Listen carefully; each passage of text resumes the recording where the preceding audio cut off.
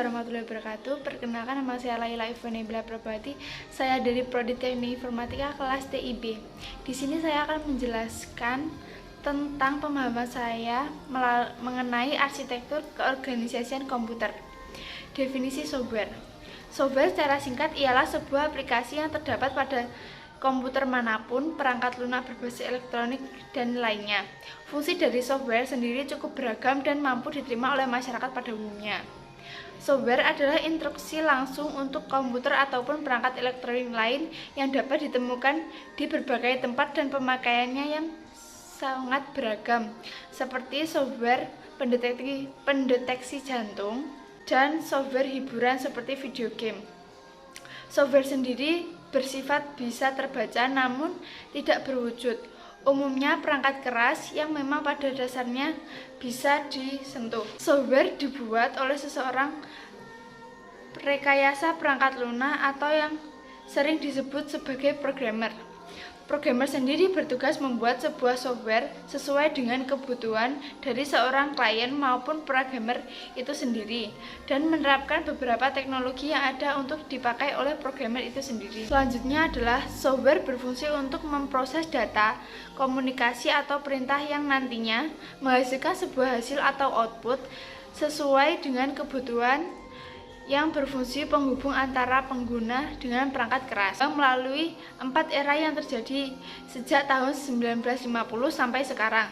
Setiap era memiliki karakteristik khusus dan setiap tahunnya software mengalami peningkatan baik dan kompleksitas, ukuran teknologi dan efisiensinya dalam melakukan pekerjaan.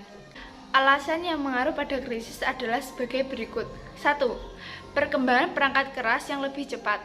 2. Kemampuan untuk membangun yang dituntut untuk memenuhi kebutuhan secara cepat. 3. Meningkatkan ketergantungan pada software. 4. Desain yang kurang dan minimnya teknologi. Praktik software yang buruk meliputi 1. Tidak adanya histori pengukuran software. 2. Penolakan dari kekuatan perkiraan daya. 3. Gagalnya penggunaan alat untuk perencanaan dan memperkirakan secara otomatis. 4. Praktik yang berlebihan. 5. Jadwal yang tidak logis. 6. Kegagalan menggunakan desain review dan inspeksi kode kepercayaan dan masyarakat. Dibutuhkan pemahaman yang baik dalam proses tersebut.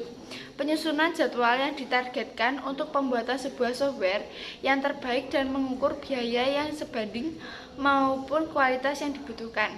Perkembangan dari sebuah software berproses melalui beberapa era, diantaranya era pioner atau pemula pada tahun 1950 sampai 1960.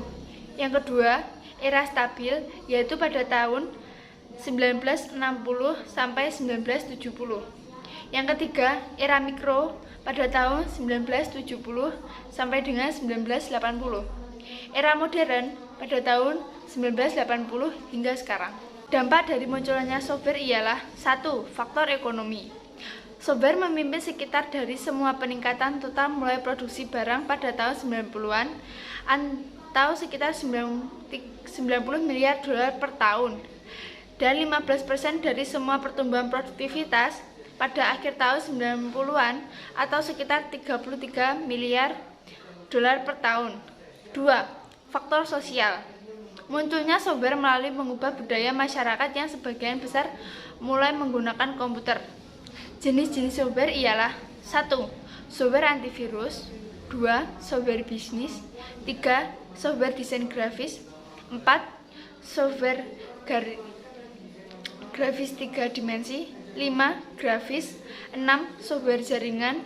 7. Software kompresi data. 8. Software musik. 9. Software membaca gambar. 10.